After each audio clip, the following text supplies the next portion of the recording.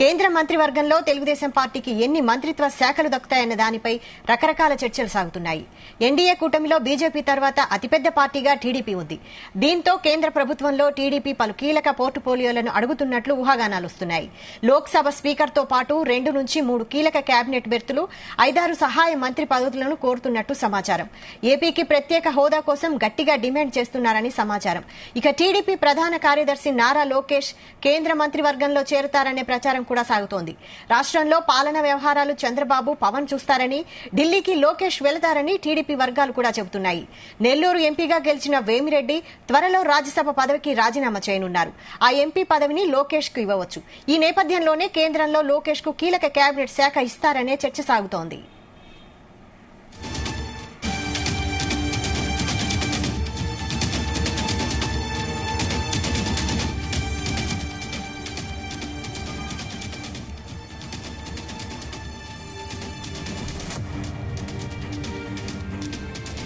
ఇదే అంశంపై మరింత సమాచారం బ్యూరో చీఫ్ నరేందర్ లైవ్ లో అందిస్తారు. నరేందర్. రైట్ వైశాలి, ఆంధ్రప్రదేశ్ రాజకీయాల్లో ఒక సంచలనమే చెప్పాలి. గతంలో ఎన్నడూ కూడా లేనంత భారీ మెజార్టీ తెలుగుదేశం కూటమికి అందజేసినటువంటి నేపథ్యంలో ఇప్పుడు ఆ మెజార్టీ ఏదైతుందో అసెంబ్లీతో పాటు పార్లమెంటుకు సంబంధించినటువంటి 16 లోక్సభ సీట్లు కూడా ఇచ్చిన నేపథ్యంలో అది ఇప్పుడు బీజేపీ కూటమి, ఎన్డీఏ కూటమికి చాలా కీలకంగా పరిణమించింది. మనం చూసాం, మన విజువల్స్ లో కూడా నరేంద్ర మోడీ చాలా అత్యంత ప్రయారిటీ ఇస్తున్నట్టుగా కూడా అర్థమవుతుంది చంద్రబాబు నాయుడికి. కనుక ఇదే సమయంలో కేంద్ర మంత్రివర్గంలో కూడా సముచిత స్థానం కూడా లభిస్తుంది అనేటువంటి చర్చ కూడా జరుగుతోంది. అందుకని ఇప్పుడు ఒక పక్క ఆంధ్రప్రదేశ్లో ముఖ్యమంత్రిగా చంద్రబాబు నాయుడు, అదే సమయంలో జనసేన అధినేత పవన్ కళ్యాణ్ డిప్యూటీ సీఎంగా అనే చర్చ జరుగుతున్న నేపథ్యంలో ఇప్పుడు లోకేష్ పాత్ర ఏంటి? ఆంధ్రప్రదేశ్కి పరిమితం అవుతారా? కేంద్ర మంత్రివర్గంలో ఏమన్నా చోటు లభిస్తుందా అనే చర్చ పెద్ద ఎత్తున గడిచిన 24 గంటలుగా నడుస్తుంది. మనకు అందుతున్నటువంటి సమాచారం ప్రకారం ఢిల్లీ నుంచి లోకేష్ కు కీలకమైనటువంటి శాఖ కేబినెట్ లో లభించబోతోంది. రాష్ట్రంలో ఆయన గతంలో చెప్పాడు, ఆయన రెడ్ బుక్ రాసుకునే సమయంలో కూడా చాలా చెప్పారు, నేను గతంలో ఐటీ శాఖ మంత్రిగా చేశాను, ఈసారి నెక్స్ట్ వచ్చేటువంటి గవర్నమెంట్ కనుక చంద్రబాబు సీఎంగా బాధ్యతలు చెప్తే తన తండ్రి ఆ కేబినెట్ లో నేనున్నాను, పార్టీ అధ్యక్ష బాధ్యతలు కానీ లేదంటే మరొక కీలకమైనటువంటి పదవిలో ఉంటానని కూడా చెప్పడం జరిగింది. కనుక ఆ సోర్స్ ప్రకారం ఈసారి రాష్ట్ర మంత్రివర్గంలో చేరబోవడం అనేది స్పష్టంగా అర్థమవుతోంది. ఒకవేళ చేరకపోతే రాష్ట్ర టీడీపీ అధ్యక్షుడు హోదాలో ఉండడం, రెండో ఆప్షన్ వచ్చేసి కేంద్ర మంత్రివర్గంలో చోటు దక్కించుకోవడం. ఈ 2 ఆప్షన్లో ప్రధానంగా కేంద్ర మంత్రివర్గంలో కేబినెట్ దక్కించుకోవడం దాని మీదనే చంద్రబాబు కూడా మోడీతో ఈ మాట చెప్పినట్టు కూడా తెలుస్తోంది. కానీ ఇంకా ఇప్పుడు కేవలం ప్రాథమిక దశలోనే ఉంది. మనకు అందుతున్నటువంటి సమాచారం ప్రకారం చాలా కీలకమైనటువంటి కేబినెట్ లో ఒక 7-8 చాలా కీలకమైనటువంటి దాంట్లో ఉంటాయి. దాంట్లో ఈయన ఏజ్ కావచ్చు, ఈయన రాజకీయంగా ఉన్నటువంటి దాని కావచ్చు, ఈయనకున్నటువంటి లాంగ్వేజ్ కానీ అన్ని దృష్టిలో రైల్వే కావచ్చు, పౌర విమానయాన కావచ్చు, లేదంటే విదేశంగా కావచ్చు, ఇట్లా 1-2 మీద ప్రధానంగా చర్చ అయితే జరుగుతుంది. లోకేష్ కు కేబినెట్ లో ఈ మంత్రి పదవే అనేటువంటి చర్చ జరుగుతుంది. నిజంగా ఆయన కేంద్ర మంత్రివర్గంలోకి వెళ్తాడా అనే ప్రశ్న అయితే పెద్ద ఎత్తున నడుస్తుంది. ఎందుకంటే వాస్తవానికి లోక్సభ స్థానాలు 16 గెలుచుకుంటే దీంట్లో ఒక 4 నుంచి 6 స్థానాల దాకా కేంద్ర కేబినెట్ లో చోటు లభిస్తుంది అన్నటువంటి చర్చ జరుగుతుంది తెలుగుదేశం పార్టీకి సంబంధించినటువంటి దాంట్లో. ఎందుకంటే చాలా కీలక పాత్ర ఉంది. ఎందుకంటే ఈ ఎన్డీఏ కూటమిలో బీజేపీ తర్వాత అత్యధికమైనటువంటి స్థానాలు గెలుచుకుంది టీడీపీ. దాని తర్వాత 12, మిగతా 10, 9 చొప్పున ఇతర పార్టీలు ఉన్నాయి. కానీ ఇప్పుడు తెలుగుదేశం పార్టీకి కేటాయించేటువంటి ఈ 4-5 ఎవరు అనే చర్చ కూడా జరుగుతోంది. దాంట్లో కూడా నారా లోకేష్ కూడా ఉన్నట్టు కూడా సమాచారం. ఒకవేళ ఆయన కనుక పక్క పెడితే మనం రామ్మోహన్ నాయుడు గురించి మాట్లాడుకోవాలి, కృష్ణప్రసాద్ గురించి మాట్లాడుకోవాలి, రెడ్డి సామాజిక వర్గం నుంచి ఒకరికి వచ్చే అవకాశం ఉందని కూడా తెలుస్తుంది. అదేవిధంగా బీజేపీ కోటాలో పురంధేశ్వరి పేరు ప్రధానంగా వినిపిస్తుంది. ఎందుకంటే బీజేపీ గెలిచినటువంటి 3 స్థానాల్లో ఒకటి ఖచ్చితంగా బీజేపీకి ఇస్తుంది. అదే సమయంలో తెలుగుదేశం పార్టీ నుంచి 2 కేబినెట్ హోదా, మరొక 2 లేదా 3 సహాయ మంత్రులు వచ్చే అవకాశం ఉంది కనిపిస్తుంది. ఆ 2 కేబినెట్ మంత్రివర్గంలో లోకేష్ ఉంటారు అనే చర్చ అయితే సీరియస్ గా నడుస్తోంది.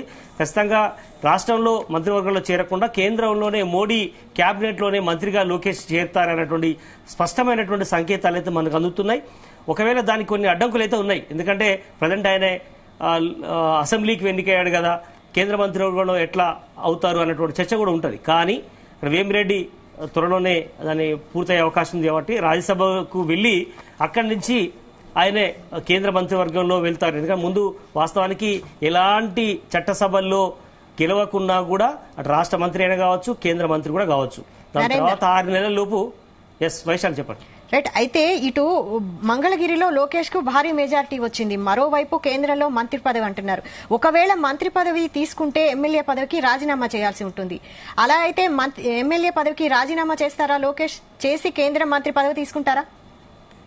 వైశాలి అదే చెప్పదలుచుకుంది. ఎందుకంటే చట్టసభల్లో ఇక్కడ ఏ ప్రాతినిధ్యం లేకున్నా కూడా మంత్రిగా కేబినెట్ లో చేర్చుకోవచ్చు. దాని తర్వాత 6 నెలల లోపు ఏదో ఒక చట్టసభ నుంచి రాష్ట్రంలో అయితే ఎమ్మెల్సీ ఎమ్మెల్యేగా, లేదంటే అక్కడైతే రాజ్యసభలో లేదా లోక్సభ నుంచి కావాల్సి ఉంటుంది. ఇప్పుడు మనం కాబట్టి లోకేష్ అక్కడ ఎంపీగా లేడు కనుక ప్రజెంట్ కేవలం ఇక్కడ ఎమ్మెల్యేగా గెలిచాడు కాబట్టి రాజ్యసభ నుంచి ఆయన కేంద్రం కేబినెట్లోకి వెళ్తాడు. కేంద్ర కేబినెట్కు ముందు తీసుకొని రాజ్యసభలో ఏదో ఒక రాష్ట్రం నుంచి ఆయన ఎంపిక కాబడతాడు, లేదంటే ఆంధ్రప్రదేశ్లో ఖాళీ అయ్యేటువంటి స్థానం నుంచి కూడా అవుతాడు. అయితే మనం ఇంట్రెస్ట్ విషయం ఏంటంటే ఇక్కడ మంగళగిరి నుంచి భారీ మెజార్టీతో లోకేష్ గెలవడం జరిగింది. గతంలో ఆయన ఓడిపోయాడు మంగళగిరి నుంచి. కానీ ఈసారి ఎవరికి రాని మెజార్టీ, అటు వైసీపీ కావచ్చు, బీజేపీ కావచ్చు, తెలుగుదేశం పార్టీలో కూడా గతంలో ఎవరికి ఆనాడు కుప్పంలో చంద్రబాబు నాయుడుకి ఇచ్చారు తప్ప దాని తర్వాత ఎవరికి కూడా ఇవ్వలేదు ఆంధ్రప్రదేశ్లో. అలాంటిది మంగళగిరిలో ఇంత భారీ మెజార్టీని కాదనుకొని మళ్ళీ రాజీనామా చేసి అదే సమయంలో కేంద్ర మంత్రివర్గంలో చేరుతాడా? ఇది ఒక పెద్ద సస్పెన్స్గా ఉంది. ఒకవేళ నిజంగానే అదే నిజమైతే కేంద్ర మంత్రివర్గంలో చోటు కనుక దక్కించుకుంటే ఖచ్చితంగా 100% మంగళగిరిలో రాజీనామా చేయాల్సిన పరిస్థితి ఏర్పడుతుంది. అయితే ఇక్కడ ఎవరు నిలబడతారు అనే ప్రశ్న కూడా మొదలవుతుంది. ఎందుకంటే మంగళగిరిలో ఇంత భారీ మెజార్టీ ఇచ్చిన తర్వాత కేంద్ర మంత్రివర్గంలో చేరితే ఇక్కడ పరిస్థితి ఏంటంటే ఇక్కడ బ్రాహ్మణి పేరు ప్రధానంగా వినబడే అవకాశం అయితే ఉంటుంది. ఎందుకంటే బ్రాహ్మణి మొన్న చూసాం మంగళగిరిలో పెద్ద ఎత్తున తిరిగినటువంటి సందర్భం. ఒక లోకేష్ రాష్ట్రం మొత్తం తిరిగి వచ్చాడు పాదయాత్ర ద్వారా. అదే సమయంలో మంగళగిరిలో బ్రాహ్మణి మొత్తం కూడా అన్ని మండలాలు గ్రామాలు తిరిగి వచ్చి తన భర్తను గెలిపించమని చెప్పే ప్రయత్నం చేసింది. కనుక రాజకీయంగా కూడా కొంత చురుకుగా వ్యవహరిస్తోంది ఆమె. కనుక అట్లాంటి ఆప్షన్ ఉంటుంది. ఏదైనప్పుడు కూడా మన లోకేష్ కేంద్ర మంత్రివర్గంలో చోటు లభించే అవకాశం ఉందన్నటువంటి చర్చ జరుగుతున్న నేపథ్యంలో రాష్ట్రానికి పెద్ద ఎత్తున నిధులు రావాల్సిన అవసరం ఉంది. ఇప్పటికే 4-5 కేబినెట్లో మంత్రులు అవుతారని చర్చ జరుగుతుంది. అదేవిధంగా పురంధేశ్వరి బీజేపీ నుంచి అవుతారని, జనసేన నుంచి ఒకరికి ఛాన్స్ వస్తుందని, ఇట్లా 5 నుంచి 6-7 స్థానాలు కేంద్ర మంత్రివర్గంలో చోటు లభించే అవకాశం ఉంది. కాబట్టి ఇప్పుడు రాష్ట్రం క్లిష్ట పరిస్థితిలో ఉంది. ఆంధ్రప్రదేశ్ ఇక్కడ ఉమ్మడి రాష్ట్రాల నుంచి విడిపోయిన తర్వాత కొంత ఆర్థికంగా ఇబ్బంది పడుతోంది. రాష్ట్ర రాజధానికి నిధులు లేని సమస్య ఉంది, జీతాలకు సమస్య ఉంది, అదేవిధంగా అభివృద్ధి కార్యక్రమాలకు కొంత ఇబ్బంది ఉన్నటువంటి సందర్భాన్ని మనం చూసాం. అప్పులు చాలా పేరుకపోయినాయి. కనుక కేంద్రం నుంచి పెద్ద ఎత్తున నిధులు రావాలంటే లోకేష్ కేంద్ర కేబినెట్ లో ఉండడము, ఇక్కడ రాష్ట్రంలో ముఖ్యమంత్రిగా చంద్రబాబు నాయుడు, కేంద్రంలో లోకేష్ కనుక ఉంటే ఖచ్చితంగా నిధులు పెద్ద ఎత్తున తీసుకురావడానికి అవకాశం ఉంటుంది, లాబింగ్ ఎక్కువ చేసుకోవడానికి అవకాశం ఉంటుంది అనేది ప్రధాన చర్చ. అందుకనే ఒక పక్క పురంధేశ్వరి బీజేపీ నుంచి, అదే ఫ్యామిలీ నుంచి లోకేష్ కూడా ఉంటే పెద్ద ఎత్తున సోర్స్ ఉంటుంది, ఈజీగా సెంట్రల్ మినిస్టర్ దగ్గరికి వెళ్ళడానికి స్కోప్ ఉంటుంది, మోడీతో నేరుగా మాట్లాడడానికి అపాయింట్మెంట్ ఈజీగా దొరుకుతుంది.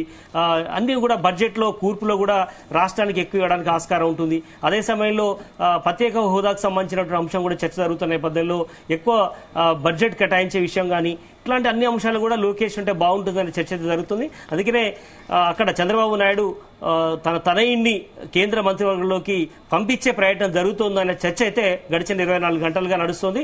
చూడాలి అదే నిజమవుతుందా, లేదంటే రాష్ట్ర టీడీపీ అధ్యక్ష బాధ్యతలు చేపడతాడా? ఎందుకంటే రెడ్ బుక్ గురించి మనం చెప్పుకోవాలి. పెద్ద ఎత్తున ఆయన పాదయాత్ర చేసే సమయంలో 10ల సంఖ్యలో పేర్లు రాసుకున్నాడు, బ్యూరోక్రాట్స్ పేర్లు, అదేవిధంగా అదే సమయంలో లీడర్ల పేర్లు కూడా రాసుకున్నాడు. వీళ్ళందరి అంతు చూస్తాను, ఇష్టానుసారంగా తెలుగు తమ్ముళ్లను ఇష్టానుసారంగా వేధించారు, తమ లీడర్లను కూడా వేధించారని కూడా ఆయన చెప్పాడు. కాబట్టి ఆ పని పడతాడా, కేంద్ర మంత్రివర్గంలోకి చేరి రాష్ట్రానికి నిధులు తీసుకొస్తాడా? ఇట్లాంటి అంశాల మీద పెద్ద ఎత్తున చర్చ అయితే జరుగుతుంది. చూడాలి ఆయన నిర్ణయానికి వదిలేసే అవకాశం ఉంటుందా చంద్రబాబు, లేదంటే చంద్రబాబు ఇష్టానుసారంగా లోకేష్ నిర్ణయం తీసుకుంటాడనేది చూడాల్సిన అవసరం ఉంది.